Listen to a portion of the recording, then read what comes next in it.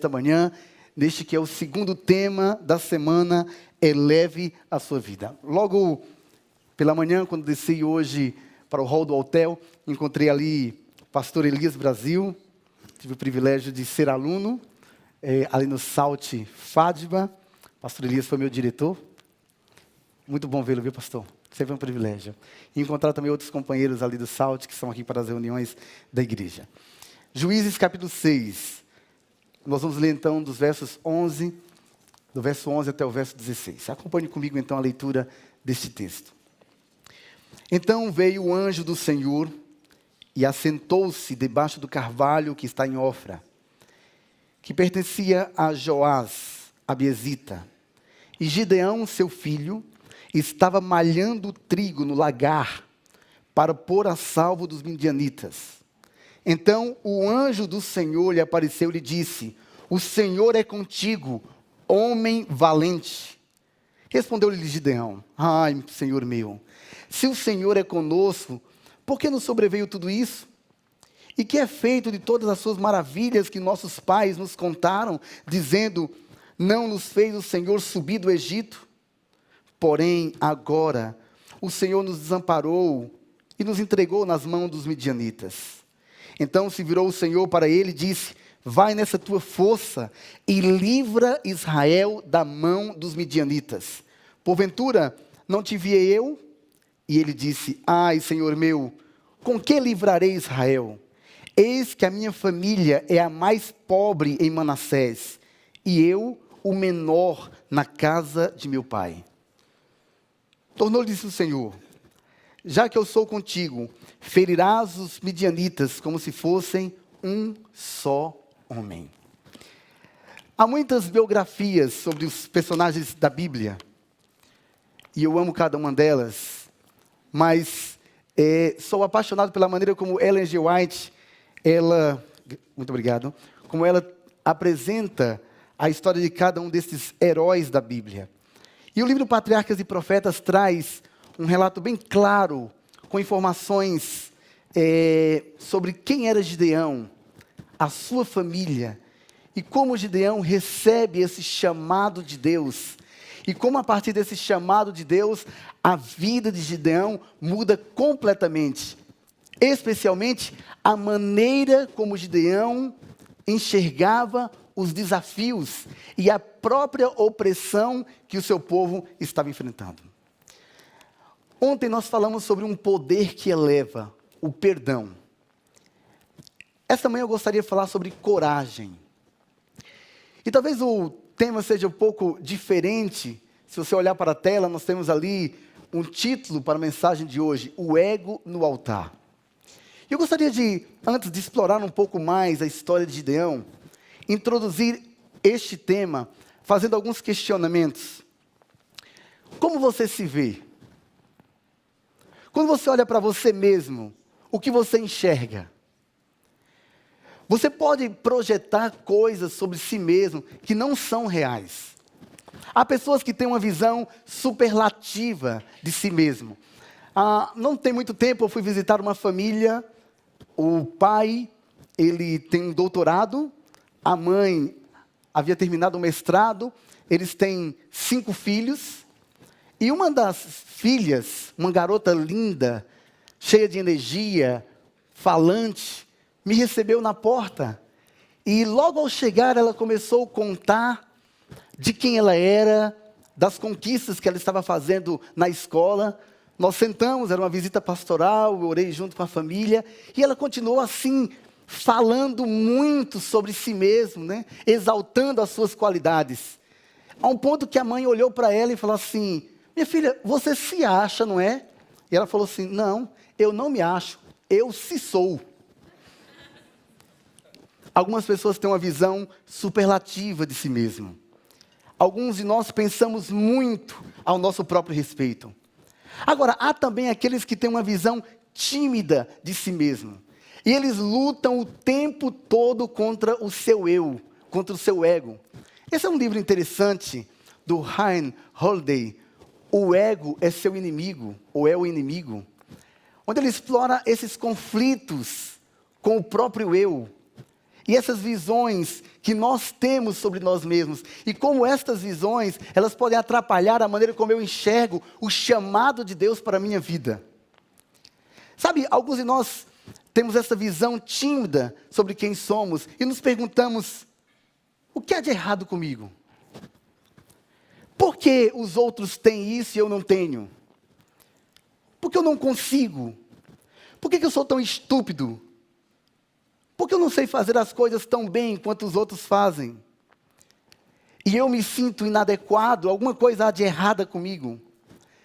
E esses sentimentos de inadequação, eles vão se tornando mais fortes na nossa convivência com outras pessoas que trabalham conosco ou são da nossa família. Vou dar um exemplo. Imagine que sexta-feira à tarde você é convidado para o pôr do sol na casa de uma amiga, ok?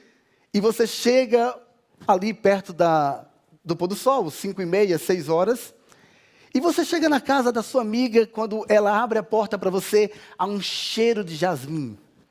Tudo está organizado. Você percebe que os filhos já estão de banho tomado, o esposo está no sofá com a Bíblia aberta. Você olha e de relance você vê que no quarto todas as roupas para o sábado estão passadas. A comida já está pronta na cozinha. E você fica pensando, como ela consegue fazer tudo isso? Por que eu não consigo? Por que a vida dela parece tão perfeita? Por que tudo cheira tão bem? Por que tudo está tão lindo? Você ama a sua amiga, mas você odeia a você mesmo, porque você não é tão perfeita quanto ela. Alguns de nós convivemos com outros profissionais da mesma área, e você talvez ande pelos corredores aqui da DSA, ou você que está nos assistindo pela internet, encontra um profissional da mesma área que você atua, e você vê ele feliz porque ele completou um projeto, ele conseguiu um contrato, ele é seu amigo, ele é inteligente, ele é popular. Mas você trabalha muito, talvez você trabalhe até mais do que ele, mas você não tem o mesmo desempenho. E você se pergunta, o que há de errado comigo? Por que eu não sou assim? A pergunta que eu faço para você esta manhã é, você já se sentiu inadequado alguma vez? Você já se sentiu inadequado espiritualmente? Eu cresci numa igreja pequena, mas que era muito fácil me sentir inadequado espiritualmente. Parecia que todas as pessoas que estavam ali eram santas. Elas recitavam textos da Bíblia de cor, elas sabiam cantar todos os hinos do inário, elas tinham comentário para todos os assuntos. E eu me senti inadequado. Eu acho que alguns de nós aqui já nos sentimos inadequados espiritualmente algumas vezes. Ou inadequados em relação à função, ao chamado que Deus nos fez. Sabe, nada me fez me sentir tão inadequado quanto quando a minha filha nasceu. E quando eu coloquei no colo pela primeira vez, eu tinha ela nos braços. E eu olhei para aquela garota pequenininha, linda, frágil. E falei, o que é que eu vou fazer agora? Eu confesso para você que eu não tenho muito dom de cuidar de coisas pequenas. Eu levei um cacto para casa uma vez e o cacto morreu. E eu fiquei pensando, gente, como é que eu vou cuidar de uma pequenininha como esta? Eu estava me sentindo totalmente inadequado. Agora, como é que esses sentimentos de inadequação são construídos? E por que eles são construídos? Primeiro, nós recebemos muitas vezes críticas injustas. Em algum lugar ao longo da nossa vida, alguém disse, você não está no padrão. Você não tem o que é preciso. Eu não gosto de você. Eu gostaria de nunca ter tido você. Você é patético. Você nunca vai ser nada. Ou eu queria que você fosse como tal pessoa. Fizeram comparações. E internamente, essas mensagens, essas críticas injustas, elas vão queimando o HD do nosso ego. E quando você quer fazer algo significativo, ou apenas cumprir o seu chamado todos os dias, você ouve novamente essas mensagens na sua mente, elas falam novamente ao seu coração, e você diz, eu sou inadequado, eu não sou capaz de fazer isso. Mas além das críticas injustas, alguns de nós recebemos elogios irrealistas. Você é o melhor, você é incrível, ninguém é tão bom quanto você. E dentro, nós vamos pensando, se você me conhecesse, você saberia que eu não sou tão bom assim. Eu não sou tão incrível assim. Mas há também as comparações imprudentes. E os pais cometem muito esses erros. Eles compraram imprudentemente um filho com o outro, ou com o filho do vizinho, ou com o filho do outro pastor. Você sabe, eu não sou como eles, é isso que vem no eco do coração. Eu não sou tão atraente, eu não sou tão brilhante, eu não tenho tantos frutos quanto ele tem. Recentemente um estudo feito mostrou que as redes sociais são hoje o maior potencial para construir sentimentos de inadequação, porque você coloca uma foto, mas os seus amigos também estão colocando fotos nas redes sociais, e parece que a comida da casa deles é mais gostosa, a grama do jardim deles é mais verde, a vida deles parece perfeita, e você olha para a sua própria vida e diz, por que minha vida não é tão perfeita assim? Por que eu me sinto desta maneira? E você tem que lidar com esse sentimento de inadequação. Sabe, eu consigo enxergar esse mesmo sentimento de inadequação na história de Gideão. Porque agora o anjo chega para Gideão e diz, homem valente. E nós conhecemos o texto bíblico. Nós sabemos que os amalequitas e os midianitas estavam atacando Israel, estavam oprimindo o povo, roubando a sua colheita, e de alguma maneira Gideão encontrou um caminho para não perder o pouco que ele tinha, e ele pegou o seu cereal e foi malhar o cereal no lagar de uvas. O lugar certo para fazer isso era na eira. Eu sou do interior e conheço muito bem essa ideia da eira. Você tem ali um espaço grande, onde se coloca todo o cereal, feijão, milho, trigo, cevada, e vem alguns trabalhadores com vara nas mãos e batem aquele feijão. E ali o vento leva a palha e fica somente o grão. Só que ele não estava malhando trigo no lugar certo, na eira. Ele estava escondido. Ele estava talvez numa caverna, num lagar de uvas. Ele estava num lugar que era próprio para o tratamento da uva. E agora ele estava ali escondido, malhando trigo. Eu imagino que ele estava fazendo um trabalho muito mais duro do que realmente o trabalho necessário. Ele precisava manter a sua família. Gideão é aqui caracterizado como um homem trabalhador, dedicado, mas com um forte sentimento de inadequação. Eu imagino que o Gideão era perfeccionista. Ele sabia o que era necessário. Mas agora ele estava lidando com o seu senso de inadequação. Ellen G. White diz que ele tinha um forte senso de incapacidade. Ele olhava para si mesmo e não conseguia ver o valor. E por essa razão ele responde, Senhor, eu sou menor na casa do meu pai, como eu posso livrar a Israel? Mas o anjo olha para Gideão e diz, Gideão, homem valente. E eu fico imaginando Gideão ouvindo do anjo, homem valente, olhando para um lado, olhando para o outro, dizendo assim, não é comigo que ele está falando.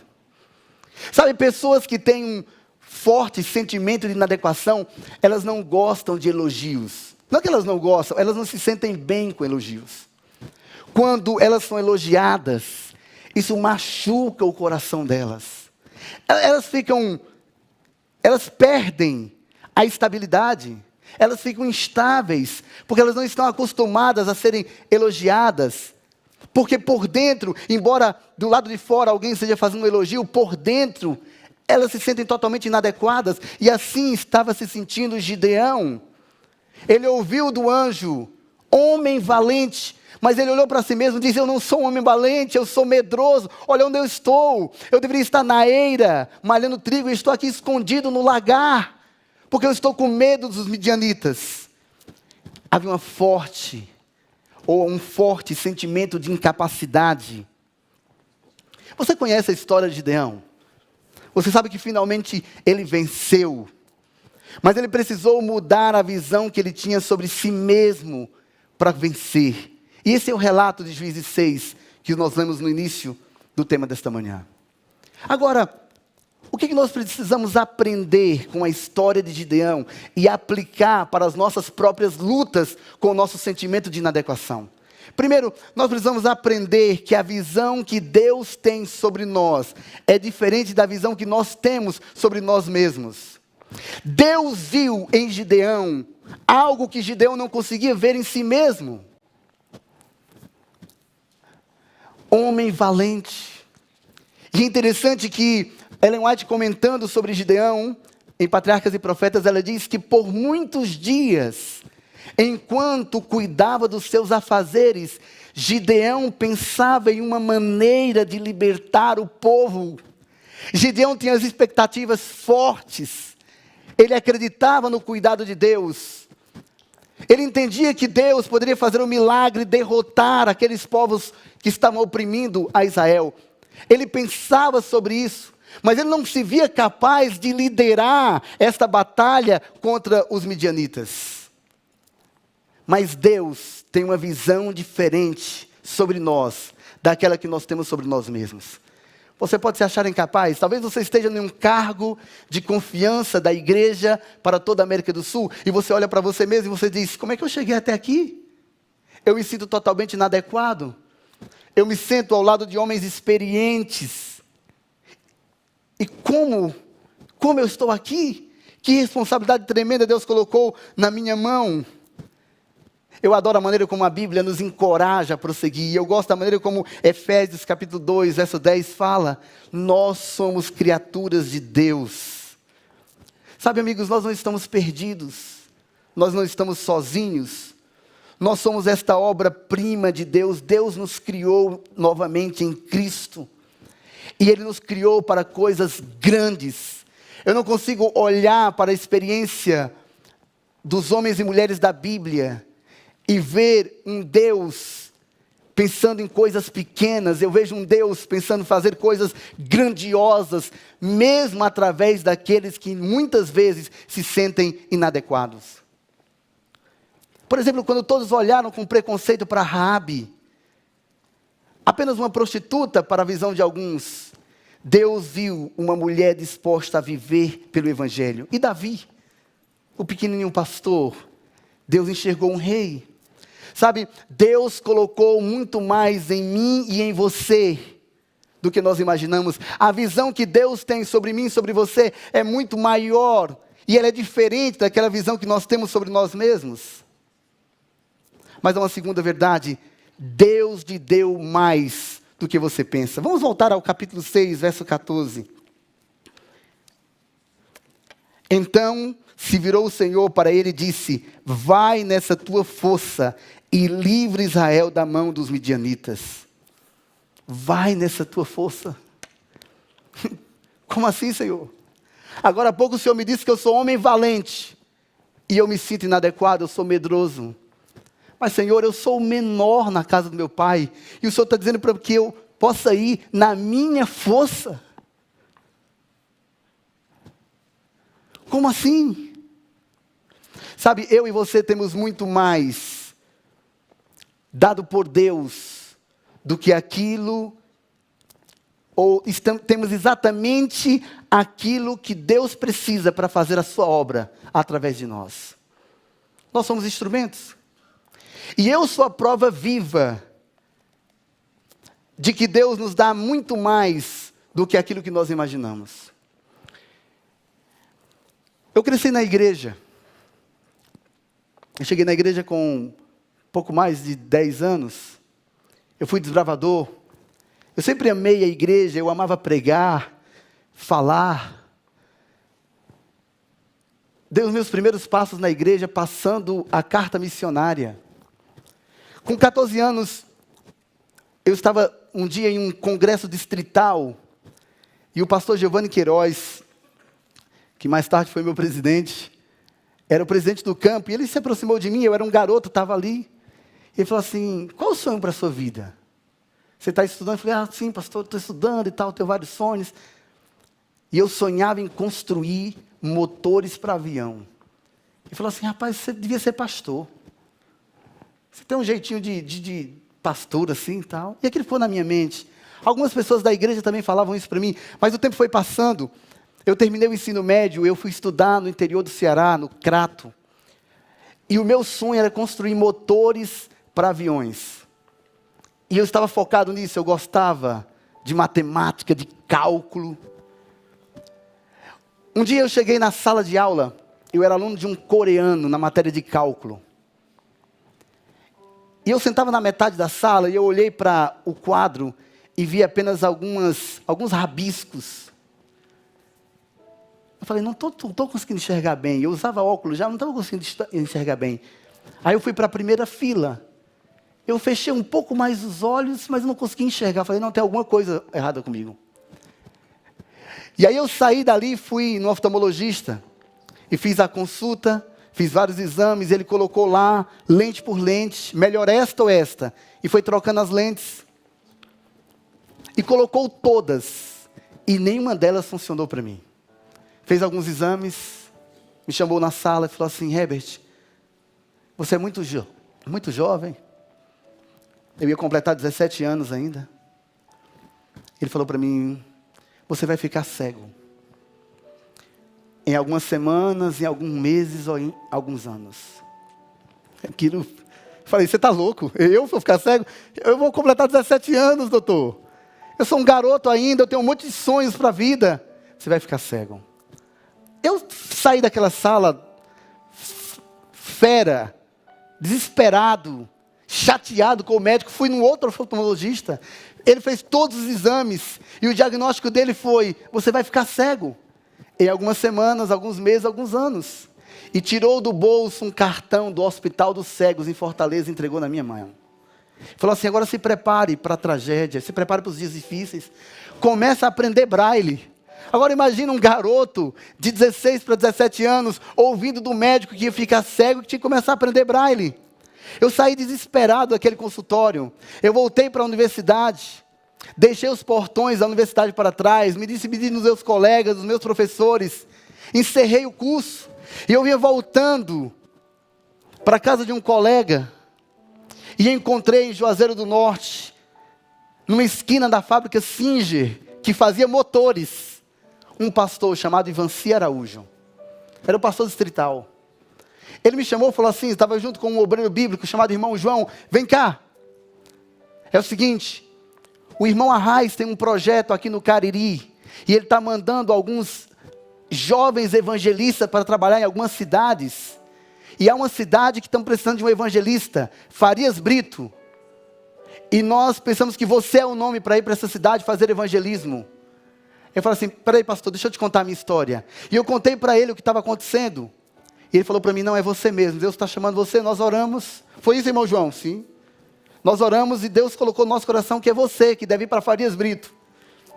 E eu fui para meu 1 ano em missão, pastor Johnny. Eu fui para 1 ano em missão em Farias Brito, mantido pelo irmão Arraes.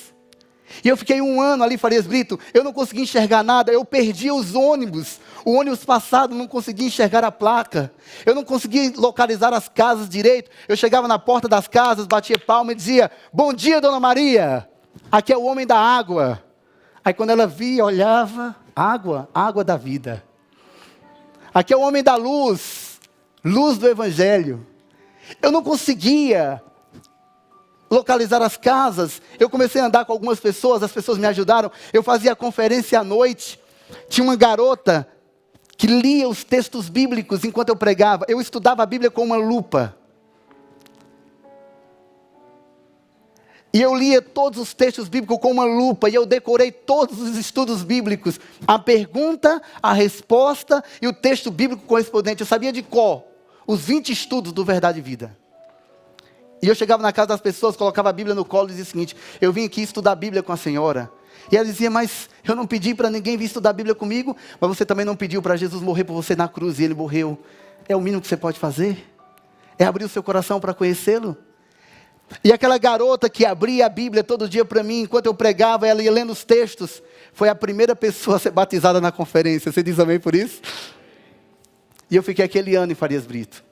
Um dia um deputado federal de Pernambuco ligou, meu tio era prefeito de uma cidade, da cidade lá de Bodocó. E ele tinha um amigo que era deputado, ele me ligou e falou, Herbert, eu vou te ajudar, você tem um problema sério, eu vou te ajudar com um tratamento no melhor hospital de olhos do Nordeste, no Hope, em Recife, vem para cá. E eu saí lá do Cariri, fui para Recife, comecei o tratamento. Meses depois, os médicos disseram, olha, dá para segurar o problema por algum tempo. E eu coloquei a primeira vez as lentes de contato, eu vi, o mundo era lindo.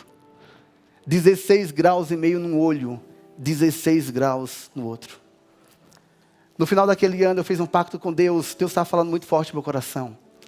E em vez de voltar para a faculdade para construir motores, eu desafiei a Deus, eu fiz o vestibular para teologia. Eu já havia comportado no meu ensino médio todo, eu voltei para a comportagem. Fiz o vestibular para teologia, passei e fui para o IAN fazer teologia. Eu terminei a faculdade com 22 anos. Eu dediquei tudo o que eu podia. Eu não era o garoto mais inteligente.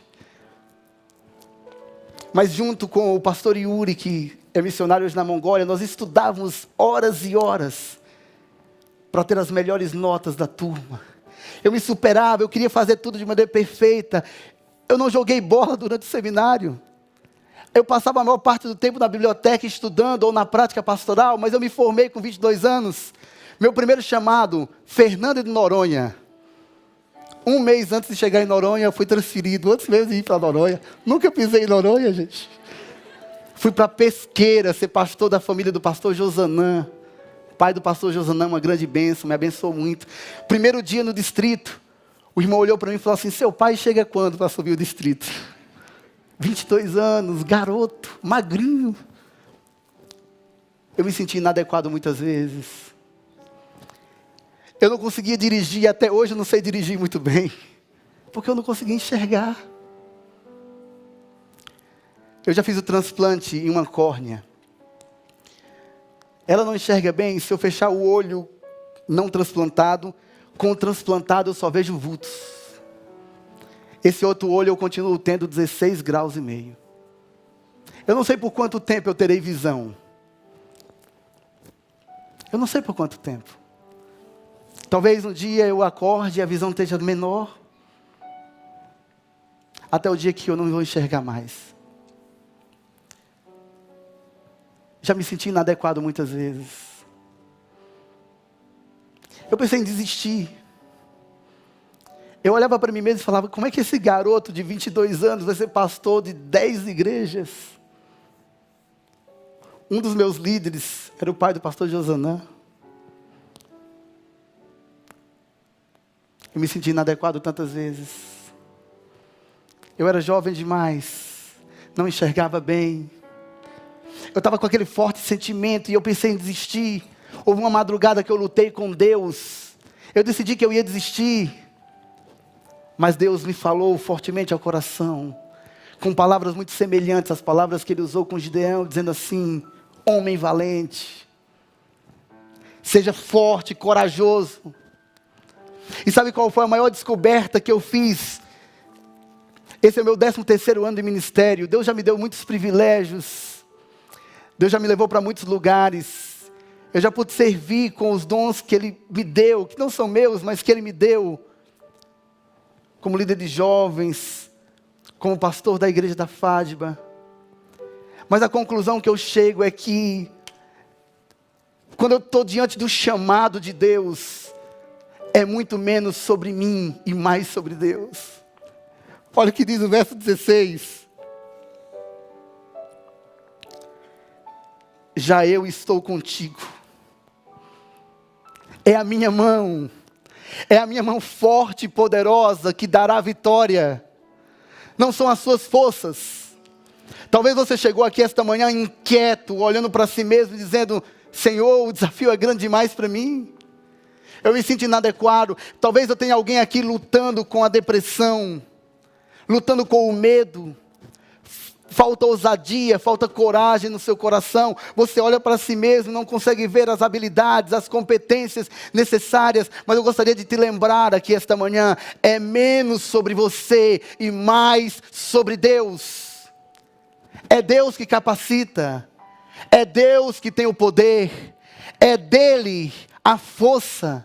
E é Ele que te encoraja. É Ele que te tira de onde você está e te levará aonde você precisa estar. É mais sobre Deus do que sobre você. Você consegue entender isso? É mais sobre Deus do que sobre você. É menos sobre você. E a boa notícia é que esse Deus, Ele só pede uma coisa: que o teu ego, que o teu eu esteja sobre o altar dele. Depois de encorajar Gideão, você vai continuar lendo o relato bíblico, e Gideão derruba todos os altares a Baal que seu pai havia construído e ergue um altar a Jeová. Sabe, os nossos sentimentos de inadequação podem ser muletas, podem ser altares pagãos. Nós adoramos nos sentir pequenos, para que as pessoas tenham pena de nós. Olha para Deus.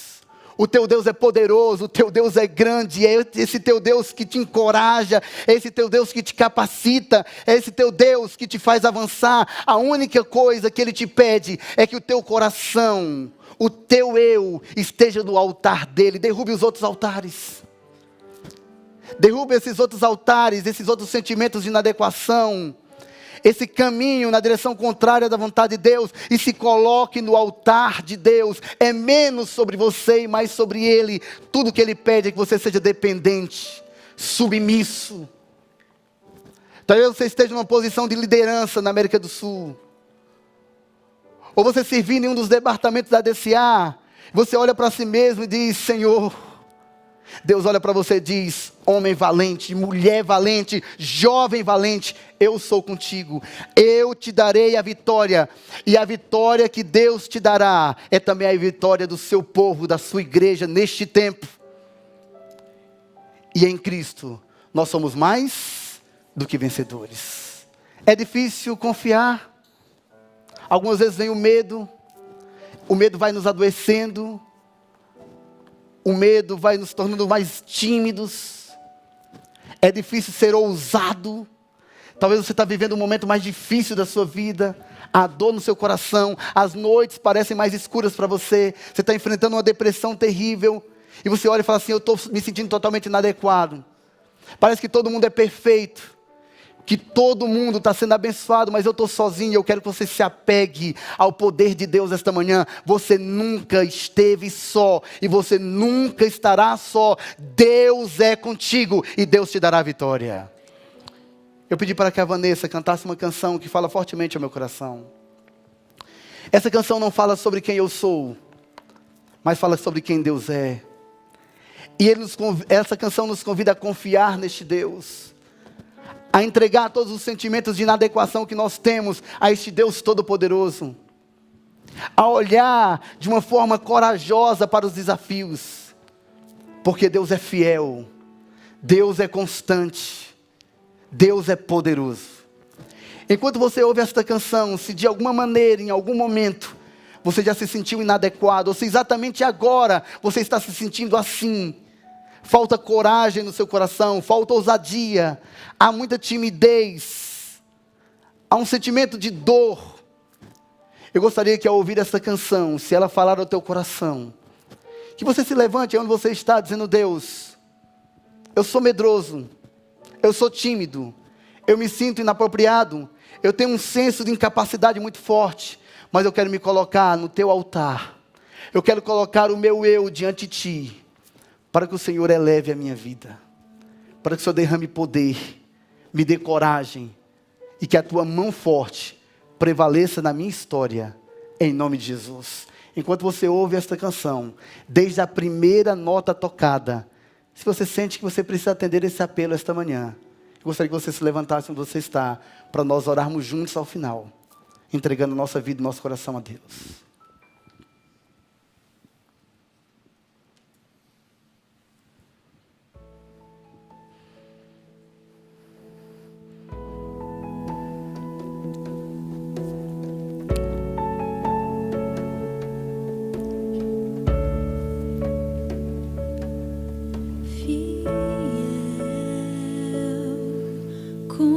Constante, tão cheio de amor.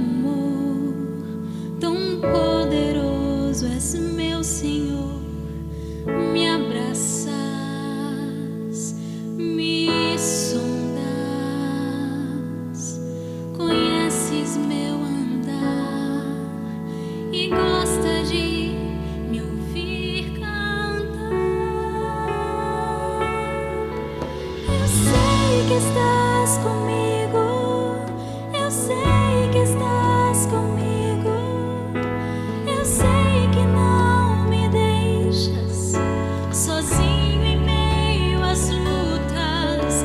Eu sei e sinto agora, está escrito em meu coração que tu és Deus, minha salvação.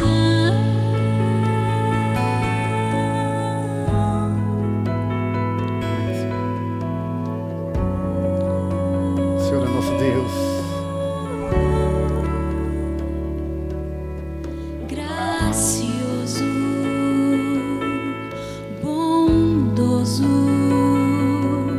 misericordioso Deus, tu és maravilhoso. Me abraças, me sondas, conheces meu andar e gosta de me ouvir cantar. Eu sei que estás comigo, eu sei que estás comigo, eu sei que não me deixas sozinho em meio às lutas. Eu sei e sinto agora, está escrito em meu coração que tu és Deus. Eu sei que estás comigo, eu sei que estás comigo, eu sei que não me deixas sozinho em meio às lutas. Eu sei e sinto agora, está escrito em meu coração que tu és Deus, minha salvação.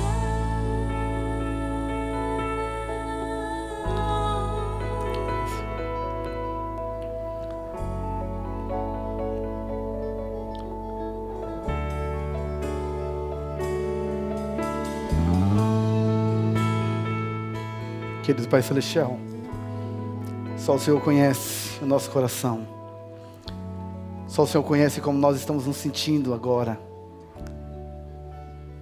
Nós temos lutado com os nossos sentimentos de inadequação o tempo todo.